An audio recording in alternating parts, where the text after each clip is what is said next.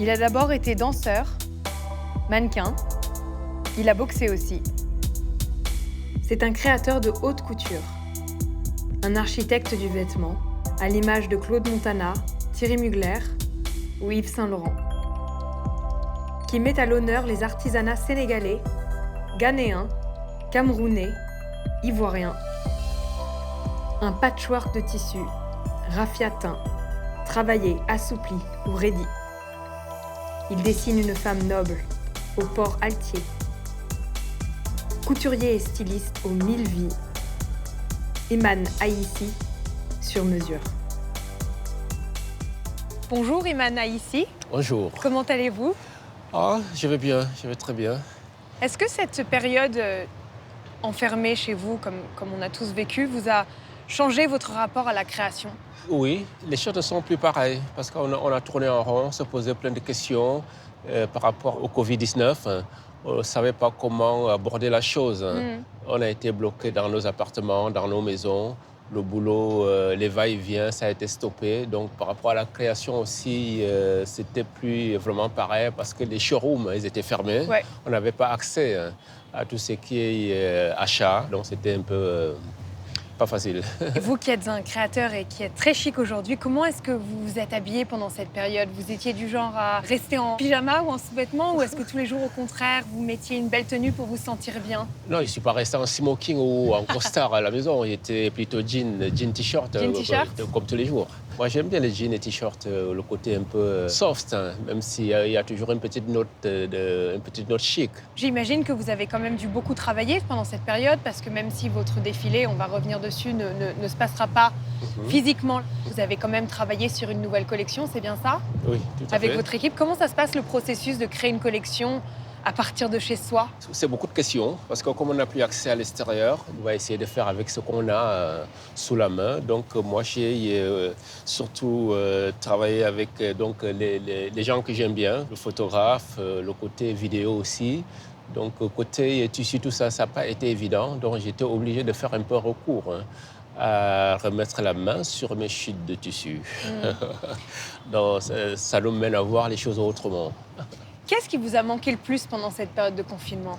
Les amis, les gens que j'aime bien croiser de temps en temps. Le rapport humain, quoi. Exactement. Ouais.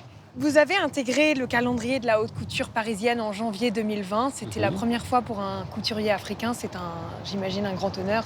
Qu'est-ce que ça représente pour vous d'être le premier créateur africain à être invité dans le monde de la haute couture? C'est beaucoup de fierté parce qu'il fallait que ça arrive. Il vaut mieux plus tard que jamais. C'est vrai. Donc c'est beaucoup de fierté pour mon continent, pour le continent africain. C'est pas mon continent, c'est le continent africain. Parfois l'Afrique est absente dans pas mal de choses, alors que tout le monde s'inspire d'Afrique et tout. Et il était temps que l'Afrique puisse être intégrée dans le domaine du luxe. Donc cette ouverture, quoi.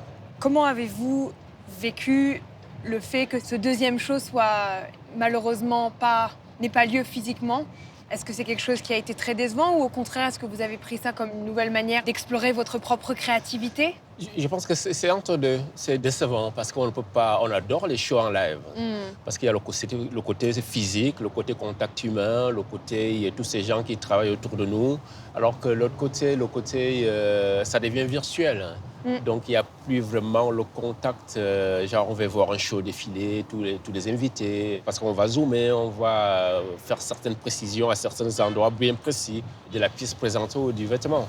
Alors que quand c'est le show, c'est la fille qui apparaît le mannequin qui apparaît sur le podium, elle avance en mettant... Elle vit. Le vêtement, la robe prend vie aussi en même temps. Quel a été le processus donc, pour cette collection plus concrètement? Est-ce que vous pouvez nous en dire un petit peu plus sur les vêtements eux-mêmes? Qu'est-ce qui vous a inspiré pour cette collection? Qu'est-ce qu'on va pouvoir voir justement dans cette vidéo? Comme moi j'appelle ça la prison forcée à domicile, le confinement. C'est sûr. J'ai fait recours à tous mes chutes de tissu et c'était le bon moment de les sortir et pouvoir faire quelque chose avec. Et ce sont des tissus, j'imagine, aussi en partie africains. Je sais que vous avez... Il y a les deux. Il y a une partie africaine que je souhaite toujours et que j'ai milité toujours de montrer, et une autre partie aussi des tissus européens. Comment est-ce que vous choisissez les artisans avec lesquels vous travaillez? Alors, j'ai fait les démarches, c'est les rencontres, c'est les contacts, les recherches sur Internet, les rencontres aussi de bouche à oreille ou des gens que je connais déjà. Je travaille beaucoup avec les artisans africains aussi, même si c'est différent. Quand on travaille avec les artisans qui sont à l'étranger, c'est beaucoup de temps, beaucoup d'énergie, beaucoup d'échanges aussi pour trouver vraiment, les faire comprendre mes idées et ce que j'ai besoin d'obtenir. Donc, au niveau des tissages des tissus, la régularité du fil, la qualité du fil, la finition, la souplesse et le confort du tissu, c'est très important. J'essaie toujours de les amener à comprendre ça, surtout dans le domaine du luxe. Il y a certaines exigences qui sont importantes à respecter. Quelles étaient les inspirations? Qu'est-ce que vous avez créé? Je me suis dit, je vais présenter une collection qui s'appelle Amalsi. Amalsi, ça veut dire, dans ma langue natale, Betty du Cameroun, ça veut dire le malheur qui frappe la terre. Ouh. C'est pas triste à voir, c'est plutôt très, très gai, les couleurs, pour dire aussi qu'en Afrique, quand il y a quelque chose de triste qui arrive, même dans la tristesse, on peut trouver la joie. Les gens vont danser, ils vont faire certaines rites qui nous amènent à célébrer cette chose qui arrive avec certaines idées bien précises par rapport au rite en question. C'est le côté aussi ancien que je ramène toujours pour raconter des histoires. Donc là, on va avoir des robes avec des couleurs, les volumes, tous les empiècements, les superpositions des morceaux de tissu. Quels sont les moments clés de votre carrière? Je sais que vous avez été boxeur, vous avez été danseur, vous avez été mannequin. Qu'est-ce qui vous a amené ici? Donc la grande tradition de la famille, c'était soit on est boxeur, soit on est danseur. Mais la boxe, c'était obligatoire pour aller s'entraîner tous les soirs au camp de l'unité à Yaoundé. Mais bon, ma carrière a été très longue. J'ai été mannequin, j'ai été danseur, j'ai écrit des bouquins sur le registre des contes imaginaires d'Afrique. Quand j'ai fait les premiers défilés importants, par exemple, faire des défilés pour une maison importante comme Saint-Laurent, c'est des choses qui nous marquent parce qu'on va aussi intégrer ces maisons-là qui représentent quand même le luxe de la France, le luxe mondial. Un petit Camerounais qui arrive tout droit de Yaoundé et qui va commencer à faire... Pas si petit quand même. Oui, donc pour moi c'est énorme. C'est intéressant de donner une qualité un peu magique aux vêtements parce que c'est vrai que quand on met un vêtement, on peut se sentir différent. Le vêtement vit. Quand on prend un beau tissu, qu'on le coupe, on le donne vie après. Parce qu'il y a toute une histoire avant de créer un vêtement. Si c'est une collection, on va imaginer la collection déjà. On va le dessiner, on va l'imaginer. Il va y avoir toute une démarche pour trouver les matières dans lesquelles on va choisir pour créer cette collection. Et après, on va commencer à faire le patronage. Après, il y a les moulages aussi. Tout dépend comment on va travailler dans les studios de création. Moi, j'adore travailler avec les mannequins vivants. Alors, moi, je fonctionne un peu à l'ancienne parce que j'adore tout ce qui vit. Donc, draper des tissus sur le corps d'un mannequin qui bouge et tout. Donc, au final, ça va prendre vie. Et quand une pièce est finie, parfois, il y a les larmes qui peuvent couler parce que c'est comme si un bébé qui naissait. Cette année particulièrement, l'industrie a été très visée quand même par le mouvement Black Lives Matter et on a vu beaucoup de gens descendre dans la rue, manifester, protester contre les violences policières, contre le racisme. Vous avez subi, vous, du racisme dans l'industrie? Ça existe dans tous les peuples, dans tous les pays. Mais bon, il faut de tout pour en faire au monde. Est-ce qu'on va s'arrêter à ça? Moi, je ne pense pas. Il faut essayer d'être un peu plus avancé. On est qui pour juger des autres, se sentir supérieur aux autres? Je crois que chaque être humain a droit à une place dans ce monde. Est-ce que vous pensez qu'on est en train de vivre un moment historique ou est-ce que c'est juste... Historique ou pas, ce qui est important là de suivre, pourvu que ça dure et que les gens doivent comprendre, ceux qui n'ont jamais compris, c'est que quand on subit certaines humiliations et quand ça devient aux yeux de tout le monde, comme ce qui s'est passé là, et ce qui est en train de se passer encore parce que ce n'est pas encore fini, là, on nous met vraiment l'histoire de l'humanité à nu, que tout le monde voit comment on peut se traiter les uns et les autres. La mode a toujours célébré la femme noire, la femme africaine.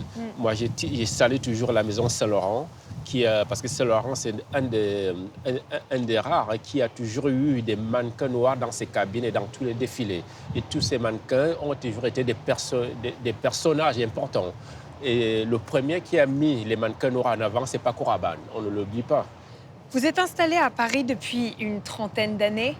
Paris, c'est aussi la capitale de la mode. Qu'est-ce que ça représente pour vous d'être un créateur à Paris? C'est important? C'est important d'être à Paris parce que Paris, c'est une ville, je pourrais dire, c'est un musée à ciel ouvert. Il y a plein de gens différents qui viennent de différents coins du monde.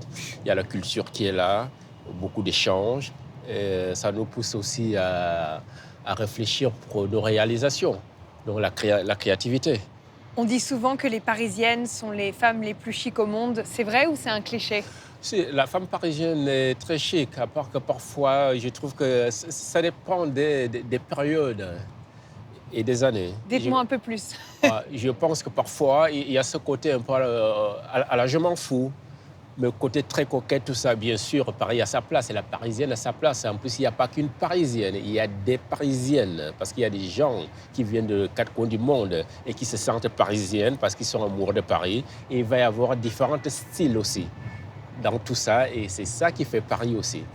Il n'y a pas un modèle et tout le monde s'exprime vraiment individuellement et s'habille comme il veut, quoi. Quand on parle de Paris, c'est déjà la femme chic, la femme cultivée. Je pense que quand on revient en arrière, l'histoire nous raconte différentes choses de la vie française, la parisienne, on va dire la parisienne. Quand on retourne par exemple les années 50, était très chic aussi.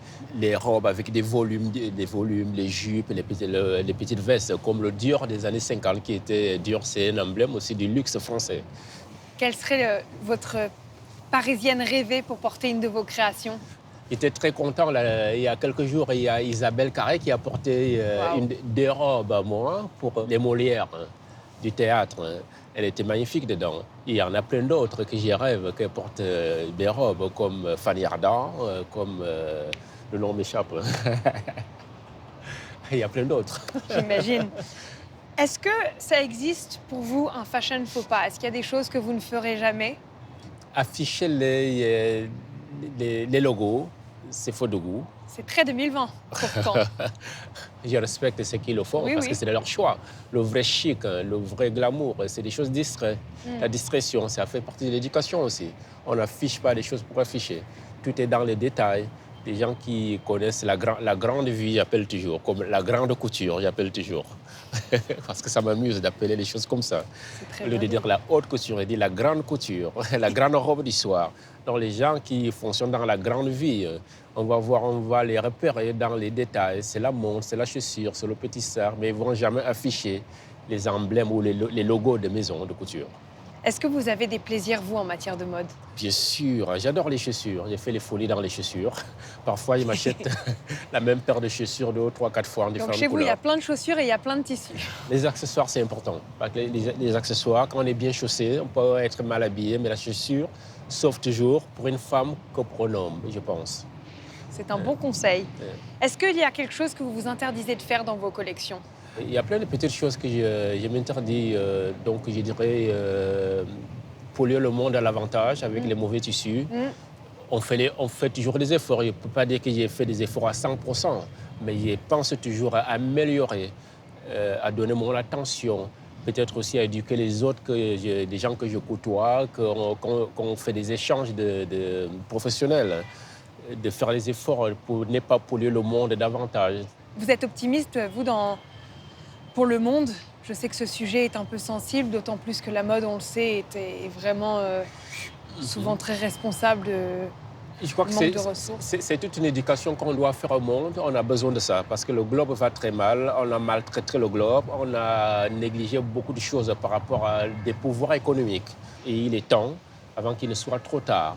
Comment est-ce qu'on peut régler ça? Je crois que dire aux gens qu'arrêtez, non, il faut amener les gens à comprendre que les forêts, c'est important, parce que c'est le poumon de la vie aussi, pour accompagner la terre et pour que nous aussi, on puisse vivre bien. Ces forêts-là sont importantes, que ce soit l'Amazonie, que ce soit les forêts tropicaux en Afrique, que ce soit le monde entier. On doit faire attention à ça. Donc, c'est une éducation qu'on doit mener aux gens, je pense. Nous demandons toujours à nos invités pendant ces portraits de nous présenter un objet fétiche. Est-ce que vous nous avez apporté quelque chose aujourd'hui? Oui, j'ai pensé à vous. Je vous présente un Kinsi. Un Kinsi nous vient du Congo. Il est comme un soldat qui fait le lien entre nous et nos ancêtres et pour défendre certains sujets. J'adore cet objet parce que je trouve le côté clou avec le côté accumulation. Ça reflète aussi notre monde. On accumule les biens, on veut tout accumuler, on accumule l'argent, alors qu'à côté, il y a des gens qui n'ont... il manque peut-être ne serait-ce qu'un peu d'eau potable où les enfants ne vont pas à l'école dans certains coins du monde. Donc on accumule tout. Et là, l'accumulation des pointes ou des petits rondelles d'étoffe qu'on voit là, je trouve ça assez parlant.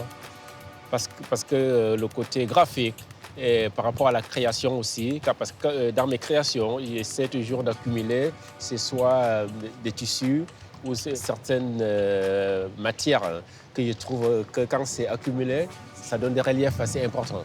Donc j'adore ce bonhomme. Il vit chez vous? Il est dans mon studio de création. Il me garde. Bah, je suis ravie de le rencontrer. Parfois, je ne peux pas lui serrer la main parce qu'il y a les gestes sanitaires, mais parfois, je fais un petit corona avec lui. bisoude avec mon coude. Parfois, je fais la conversation avec lui. C'est mon gardien. Il doit connaître des secrets alors. Il n'y a pas de secret tant que ça, mais dans la vie ancienne qu'il appartient, il a pas mal de secrets à nous dévoiler, je pense. Merci de nous avoir parlé de votre collection et j'ai hâte de découvrir la vidéo. C'est moi qui vous remercie.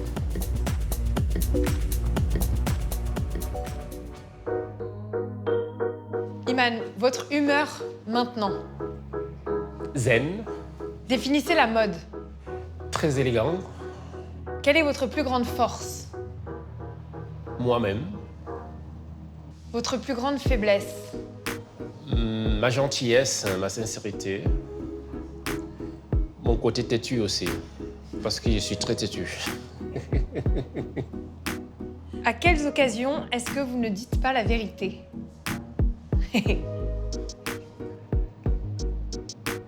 Je dis rien. Oh, Joker.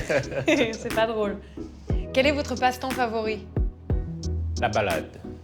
Comment gérer le stress? Le calme. Quel est le meilleur conseil qu'on vous ait donné? C'est apprendre du recul, écouter et avant de prendre n'importe quelle décision. Quelle est la qualité que vous recherchez le plus chez un ami? La simplicité. Quelle est la qualité que vous recherchez le plus chez un amant? Une amante? La vérité. Acceptez-vous la critique?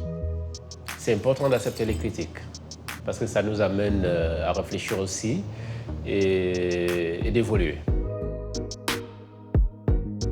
Quelle est la clé d'une vie meilleure? Écouter, observer, les deux. Quel serait votre conseil à un jeune créateur? L'apprentissage, l'observation et la formation, l'information. Si je vous dis silhouette, qu'est-ce que ça évoque pour vous? La mode.